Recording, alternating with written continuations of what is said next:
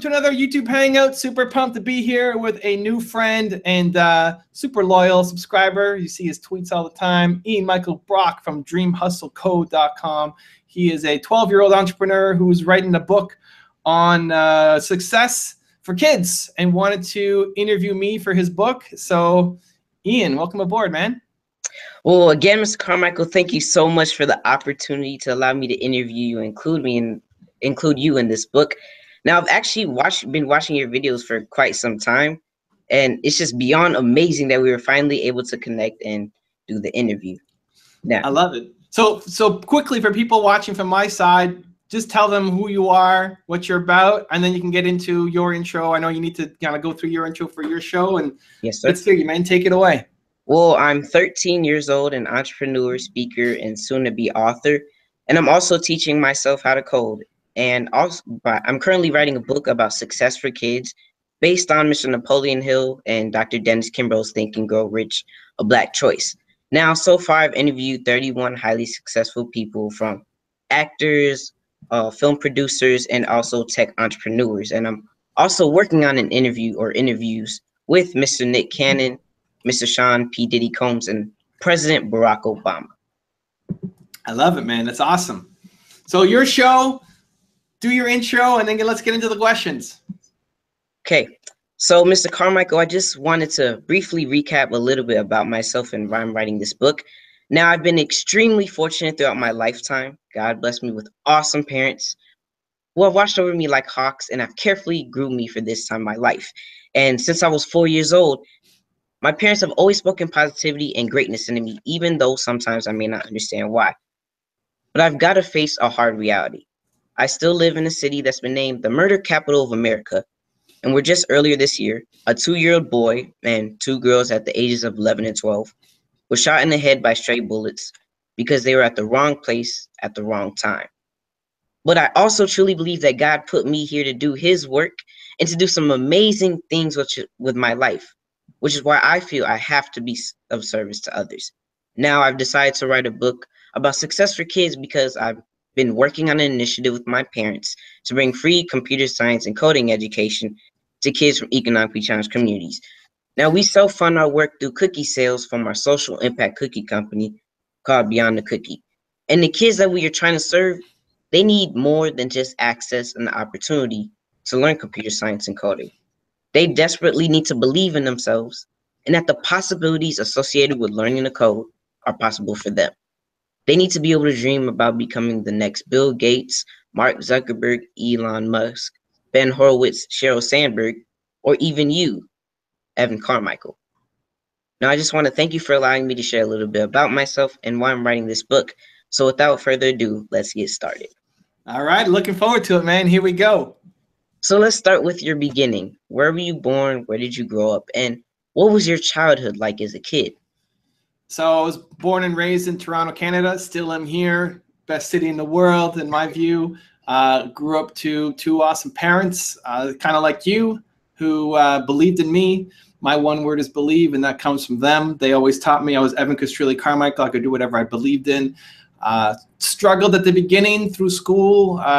Did okay. Got B's and C's. I wasn't failing out, but I eventually, in my last year of high school, got to the point where my expectations exceeded the expectations of my parents for me, and that's when kind of life started to change.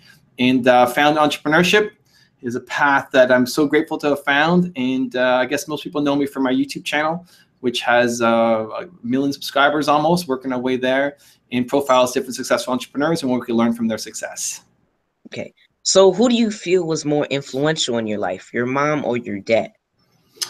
That's a tough one because I pull from both. My mom has the ambition and the drive and the desire to want to change the world and have a big impact comes from her. When I was a kid, I had a little family newspaper that I pretended to run where I would interview people in my family and put it into a paper.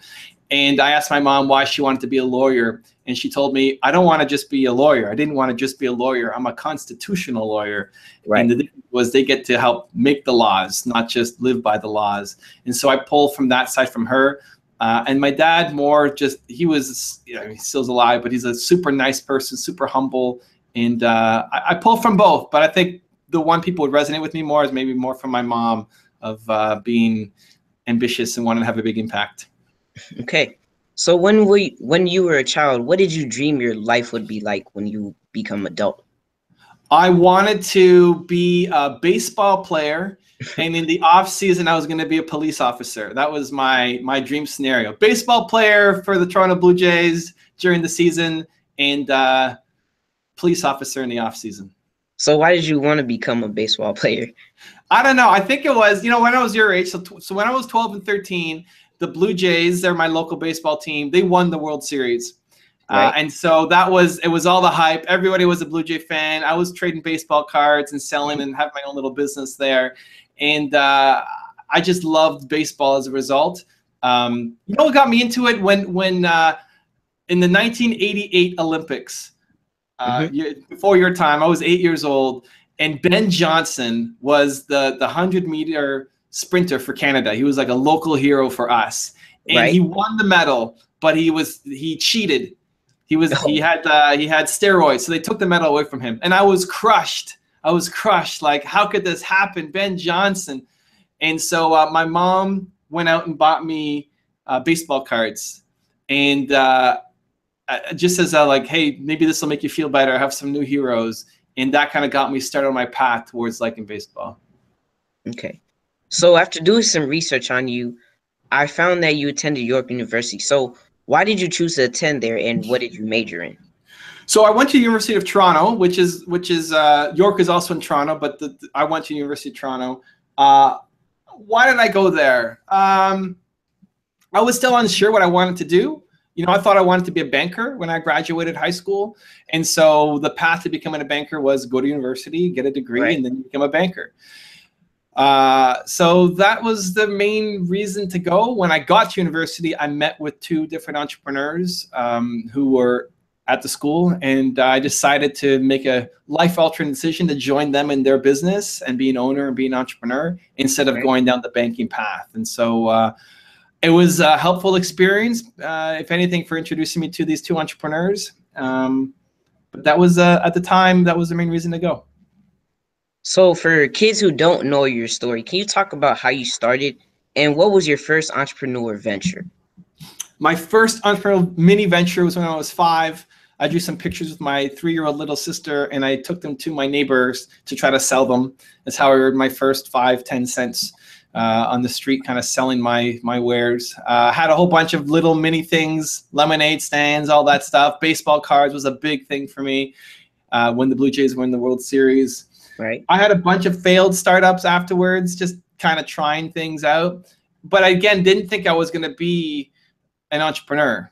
We had a program called Junior Achievement in our classes where kids after school would get together and start a business, and I excelled. I won awards every year with them, but I still didn't think I wanted to be an entrepreneur, mostly because I didn't have it in my environment. Like, my parents were entrepreneurs. Nobody who I knew was an entrepreneur. I wasn't reading books about entrepreneurship. It wasn't as hot a thing as it is right now. People didn't aspire to be entrepreneurs, really, when I was growing up. And so I just thought, okay, I'm going to be a banker. And then when I got to university and I connected with these two entrepreneurs, that kind of changed my trajectory. And I thought, you know what? I don't want to live with regret. I want to try it out. I could deal with it not working, but I need to know. And that got me started on my path to be an entrepreneur. That was a biotech software company. We sucked at the beginning. I was making $300 a month, barely able to survive. Found my way through, though, built that company, sold it, joined some venture capital firms, and now doing this. I want to help other entrepreneurs do their thing. Now, speaking of your startup with your biotech company, can you give advice of how, even though you were going through challenges, what advice would you give to kids to be able to push through those challenges? I think it's not being a victim of your circumstances. I think it's too often that we blame our circumstances and our environment for where we are and feel like we can't get out. In your intro, what city are you from? You said you're like Chicago. Chicago. Okay. So like a lot of people are from Chicago is a great city. A lot of people from Chicago will say, I'm from Chicago. That's why I'm not successful. Like, there's bullets flying around. I'm in gangs. That's why I'm not successful. Where, listen, the president came from Chicago. Kanye came from Chicago. Like, great people came from Chicago. You can't let the fact that you're from a city or you grew up in a certain environment prevent you from doing the thing that you want to do. You know, we are both blessed with amazing parents. Not everybody has amazing parents. Some people have terrible parents. You know, when you're 12 or 13, you know, maybe you're living your life with your parents, obviously listen to them, getting advice, but how long are you going to live their life? Like when you're 18, you're an adult. You're going to go do your own thing. Are you still going to listen to them and live their life when you're 30 or when you're 40 or when you're 50? Like at some point you have to stop blaming the things around you and start taking accountability. So if you really love to do something, you want to code, go code. Like go figure out a way to code. You don't blame the lack of resources or the lack of workshops in your community, or I'm from a small city and there's nowhere to learn. Like you can learn, you can find a way. The most important, if you look at successful people, and I'm sure this comes up over and over and over again in your interviews that you've done for your book, it's never about the resources you have, it's about how resourceful you are. And so all of these people who have had massive success, often they come from nothing, but they were extremely resourceful. And so if I was giving advice to kids who wanted to go pursue their passion, it's just find a way to make it happen. When you get a no, when you think that the only path through is closed for you, find another way. There is always another way. And through that, you'll be able to achieve whatever success you're after. Okay. So what would you say your definition of hustle is? You know, for me, hustle is just making sure that every moment that you're spending, you're present.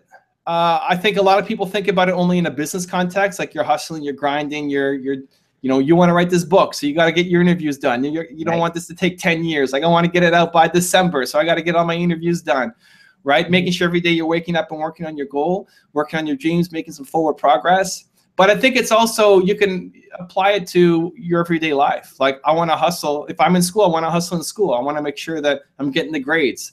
I want to hustle as a son. I want to make my parents proud. I want to, you know, I want to have a good relationship with the people around me. I think too often we're disconnected. You know, we're spending time in the present thinking about something else, thinking about the past, thinking about the future, not like actually spending time doing the thing that we're doing. And so for me, as much as possible, trying to figure out what my ideal life looks like and then living it as much as possible on a daily basis. Okay. So since this book is about success, what was your definition of success as a kid, and what is it now? Has it changed? I don't know if I even thought much about success as a kid. You know, like when I was your age, dude, I was selling baseball cards. I still probably wanted to be a baseball player and a police officer. That probably was success for me. You know, I don't know that it's actually changed that much. Success back then for me was doing the work that I thought that I loved. Like I wanted to be a baseball player and I wanted to be a police officer. And I thought those were just really cool things to do.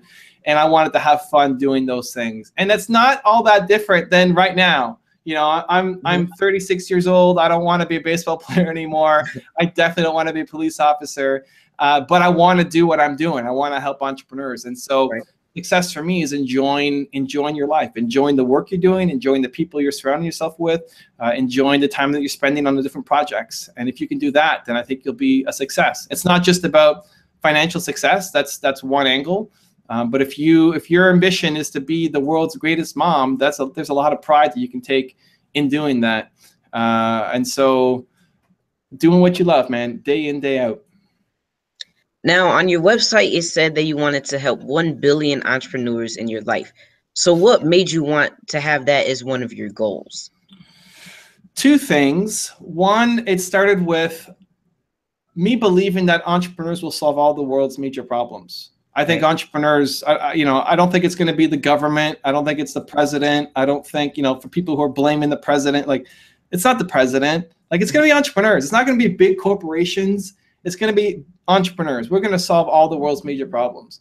And so knowing that, I want to be able to have an impact. And so it's why I don't do a lot of one-on-one stuff. I want to be able to touch a lot of people in a really small way. So if people are watching my YouTube channel and they're watching the videos and they rely on it daily for their motivation or drive or inspiration, you know, if I can have a 0.5% impact on that person's life and then they go off and they build something amazing, that's awesome. You know, I can't solve cancer. I don't have the tools. I don't have the knowledge. I'm not a scientist. But if I can give some motivation, give some love to the person who go out and do that, where they were thinking about becoming a banker and they decided, no, I want to go solve cancer. Like if I can help that person make that switch, that's powerful for me. And so if I could do that 1 billion times over, the impact on the world is going to be insane. And so that's my my life's goal, to be able to go out and do it. Okay, so what are your top 3 rules for success? I think at the beginning, you got to do the thing that you love. I think I've profiled maybe more successful people than anybody out there. And the number one thing that keeps coming back is you have to do what you love. You have to follow your passion, even if it doesn't make sense, even if it sounds crazy, even if people think you're nuts. You've got to do the thing that makes you come alive. It's consistent across athletes, entrepreneurs, inventors, musicians. You got to do the thing that you love. 2, I would say people take accountability for their own life. People stop making excuses, stop blaming other people, right? Stop blaming the president, stop blaming your city, stop blaming your parents. Like, you got to take accountability for your life and say, I'm here. I can change it. You know, I can go and make my own path forward. You know, people might have said, hey, 12 years old, you're going to write a book? Like, are you nuts? Well, you can't start a website, Ian. What? Dream, hustle, code, 12 years old? That's not doable. And you know, you say, just watch me. I don't accept your limitations. I'm going to go out and make it, right? And so you see that as a common thread constantly. Right. You take responsibility for your own life. And then I think just taking action consistently over an extended period of time. I think a lot of people start and stop and start and stop and start and stop constantly, where if you look at the people who are the most successful, it's every day. It's every day getting up and getting better and beating on their craft and working and working and working and working every single day. And I think those 3 things will really help people. Okay. So what habits do you use to ensure that you have a successful day? What's your daily routine? So I'll share my daily routine. I think what's more important, though, is figuring out what, for the people reading the book, what their daily routine should be. So for me, I wake up, I put on music. I find that music instantly changes your state. So any music that makes you start to dance, like that gets you out of, you know, I wake up and I'm, you know, I'm tired. I gotta get out of bed. It's not like I wake up, it's like, believe, let's go help entrepreneurs. Yes, right? It's like, it's not how I wake up every day, right? I wish. Right. I don't know that most people wake up that way. And so, but I find that getting music on, something that makes me want to dance and move, is good. It gets the blood flowing, starts to change the mindset a bit.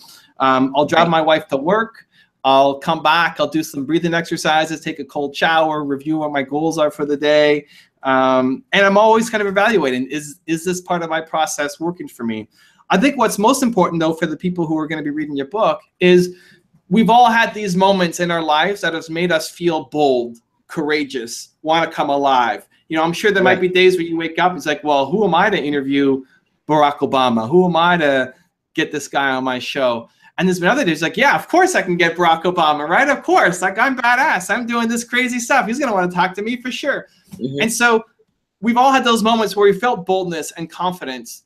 And understanding what it was that led to that feeling. Maybe you read a book, maybe you watched a video, maybe somebody posted something on Instagram, like something led to you feeling boldness. Whatever that thing was, put that into your morning routine. So for me, reviewing my goals helps. Listening to music helps. Watching one of my videos, I watch my own content, it helps. It helps me think bigger, think bolder, and I put that into my morning routine. For the people reading your book, I encourage the same thing. Whatever that thing is that makes you come alive, don't have it randomly happen to you. If you're browsing YouTube and you happen to come across a video that then gets you inspired and you're working for the rest of the day, and then the next day you wake up and that motivation's gone, start your day with it every single day. Plan it in so that if you started your day every day with boldness, your life will take such a dramatic turn for the positive over the next year compared to everything else that you're doing. Okay. So what was your greatest challenge, or what would you say was your greatest challenge, and how did you bounce back from that? I think my greatest challenge was in my first company when we weren't having success. I'm not making a lot of money. I feel like I'm not bringing any value. I feel like I'm pathetic. I have no self-confidence. I did not have any self-belief. I was too embarrassed to tell my friends that I wasn't doing well.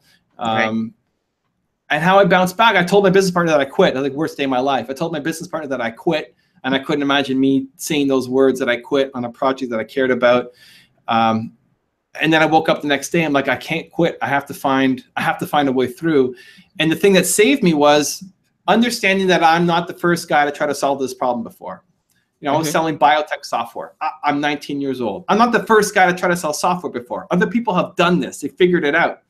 And so I looked at Bill Gates and how he started Microsoft and how he made his first $1 million, and I wanted to copy that. And that started to save the business. We started to take off. And so much like people will learn from your book, success leaves clues. And the more you can study the people who've had success, even if you have no success around you, like your parents had a success, you're in a really poor city, like everything sucks around you. It screams of the opposite of success. You've just haters and negativity. By reading your book and by studying other successful people, some of that seeps into you to give you the mindset of success as well as ideas and strategies. And so anytime I didn't know what to do, I started asking myself, okay, who's figured this out already? Who solved this problem? And then I modeled their strategies to help me start to achieve success. Okay. So I believe it's not too early for kids to get mentors. So what advice would you give to kids about going ahead and getting a mentor for themselves? So I think being young is a tremendous advantage. You know, finding out that you're 13, it's like, this is great. I love it. You know, I'm doing interviews all day long, and I haven't had a 13-year-old interview me on a live hangout. I don't know if ever. I've had some in my hangouts, but like doing a Q&A, this is great. Like, you have an advantage. You should do it now. Understand that people who've had success like giving back because they see a little bit of themselves in the young entrepreneur coming through. Like, I see myself in you. If I was 13, like, I would be doing this. I would be trying to reach. I wish this was available when I was 13, right? Like, I'd be calling people up and, hey, get involved in hangouts and trying to do my own stuff. I love that. And so people will see themselves in you. The key thing is, one, being genuine in what you're trying to do and what you want to learn from them, showing respect. Here's why I love you, and here's what I'd love to learn. And then two, if you're looking at mentorship is an ongoing thing. Like, mentorship is a relationship, right? Mentorship isn't just one interview. Mentorship is an ongoing thing. And so the key for mentorship is, one, you're not asking for a lot of time. You're not saying, hey, can you mentor me for a week? It's like, they're not going to give you that time up front. Ask for 15 minutes, right? Ask for 10 minutes while they're getting the cup of coffee, and you'll buy the coffee for them, right? Like, make it quick. Come prepared, know what the questions are that you want to get answers to. And when they give you some advice, go out and do something. This is the worst part as a mentor, when you give advice that you know is going to work for them, and then they don't do it. And then they come back and they ask a different question. It's like, well, how did you do on the first question? Oh, I didn't do it. Like, they don't want to talk to you again. If a mentor gives you advice, go out and try it. It may not work. Something went wrong. It didn't work for you. But at least you tried it. You gave it your best shot. A mentor loves giving back, but a mentor hates wasting their time. And that's what happens in a lot of these mentor-mentee relationships. The mentees come, they ask questions, they don't do anything. As a mentor, you've just wasted my time. And so the most important thing you can do is just reach out, be genuine, ask 1 or 2 questions, get the feedback, go out and execute, do what they asked you to do, and then come back. And if you did that, then they're willing to give you more time. And then you can build a mentor-mentee relationship. So what do you believe are 3 important skills that kids should have in order to compete in today's world? I don't know that the skills matter. I think it's much more, I think any skill you want to learn, you can learn quickly. I think if you want to code, you can learn the code quickly. Like, if coding is something that you really want to do, you can pick it up and be better than somebody who's done it for 5 years because you have the passion. Think about the things that you're learning in school. You know, there's probably some subjects that you like and some subjects that you're not a huge fan of. And you're kind of memorizing, maybe you don't like history, and you're memorizing the dates of, you know, what president came in what year. And then after that test is done, you forgot about it. Like, okay, that material is out of my head. I never have to use that again in my life. Where other material you're learning, it's like, this is amazing. Maybe it's making YouTube videos. Maybe it's writing a book. Like, you're teaching yourself things that it just sticks with you. And so much more important than any specific skill, I would say, is if you learn to understand what it is that you're passionate about, you can pick up any skill really quickly.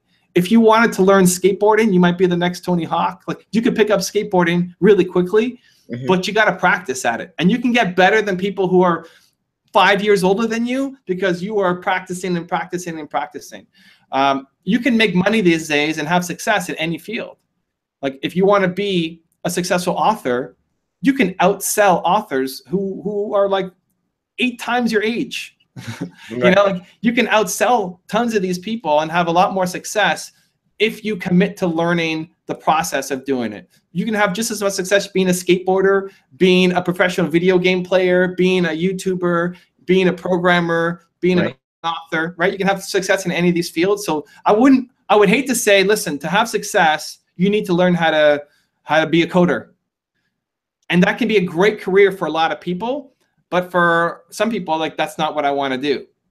And so much more important is to figure out what you're passionate about and then go out and learn those skills. Okay. So these next few questions, I like to call them the fun questions. All right, let's have some fun.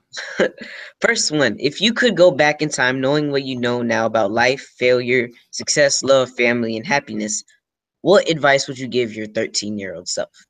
My 13-year-old self. So one, I don't tend to look back or forward too much. You know, I like trying to live where I'm at now. And also, especially looking back, I'm so grateful for everything that I've learned and my life right now, and all the negativity has kind of led to this too. But if I had to go back, I would say just believe more. You know, my one word is believe. It's my most important core value. Believe more in yourself, believe more in taking that risk and jumping that opportunity. And when you're afraid, just say yes and believe more. You know, I'm super grateful for everything that has happened to me up until this point in my life. But if I believed more when I was 13, if I went all in when I'm 13 and I'm 36 years old now, I've accomplished a lot, but it would be a lot bigger if I believed harder when I was 13. Next question. If you were given $1 billion to solve any problem in the world, what problem would you solve? So I love this question, and I would say for people answering it, whatever the answer to that question is, you should find a small way to do it right now. For the people who say, if I had $1 billion, I would go and solve cancer, well, go solve cancer now. Like try to find a small way to get started right now. So your current actions should reflect your ultimate dream. If your current actions are nowhere close to what your ultimate dream is, your life is out of sync. And so what am I doing right now? I'm helping entrepreneurs. If I had $1 billion, what I would do? I would just help entrepreneurs on a bigger scale. I think entrepreneurs will solve all the world's major problems. I want to be a part of that. And so if I had $1 billion, I would be finding bigger ways to help entrepreneurs. And I'm doing what I can right now with the resources that I have right now.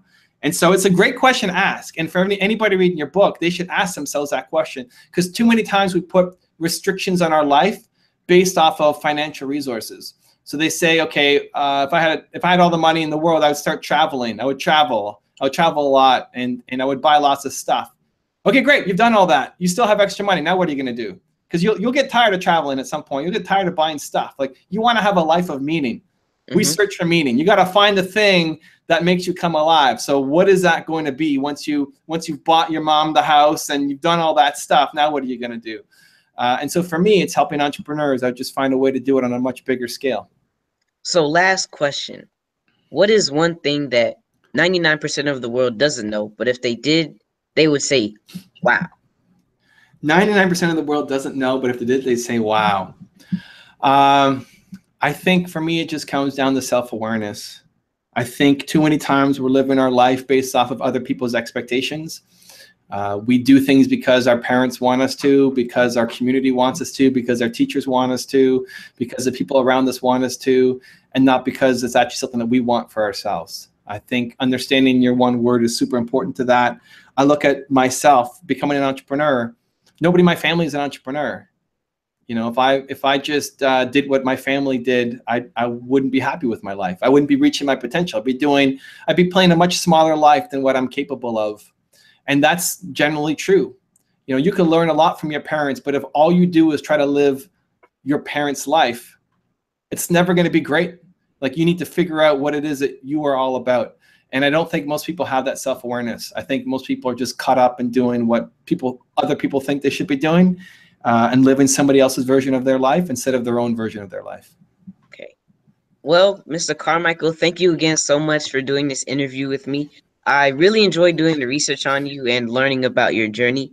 And at the end of every interview, I usually say this to the interviewee.